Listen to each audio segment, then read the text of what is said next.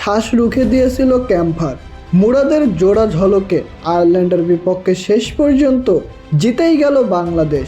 2-0-তে white wash করে মুশফিকের রেকর্ডময় ম্যাচে বাংলাদেশের অসাধারণ জয়। প্রিয় দর্শক, বাংলাদেশ ও আয়ারল্যান্ডের মধ্যকার দ্বিতীয় টেস্ট ম্যাচ শেষ হলো, যেখানে বাংলাদেশ আগে ব্যাট করে 476 রান করেছিল। এর জবাবে আয়ারল্যান্ড নিজেদের প্রথম ইনিংসে 265 রান করে। এরপরে দ্বিতীয় ইনিংসে বাংলাদেশ 297 রান করে 4 উইকেট হারিয়ে শেষ পর্যন্ত ইনিংস ডিক্লেয়ার ঘোষণা করে। 509 রানের টার্গেট দাঁড়ায় আয়ারল্যান্ডের সামনে, যেখানে চতুর্থ দিন শেষে পঞ্চম দিন তাদের জেতার জন্য প্রয়োজন ছিল 333 রান। হাতে উইকেট ছিল মাত্র 4টি। আর আজ পঞ্চম দিনে মাঠে নেমে তাইজুল ইসলাম এবং মেহেদী হাসান মিরাজ তুলে নিয়েছেন একটি করে উইকেট। শেষের 2টি উইকেট যেন আর পড়তেই চাচ্ছিল না।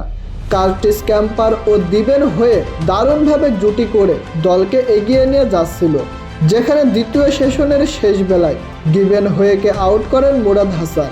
এরপর শেষ ব্যাটসম্যান ম্যাথু হ্যাম্প্রেস এসে সরাসরি বোল্ড আউট হয়ে যান। মুরাদ হাসান পরপর 2 উইকেট নিয়ে আয়ারল্যান্ডকে অল আউট করে দেয়, আর বাংলাদেশ অসাধারণ একটি জয় পায়।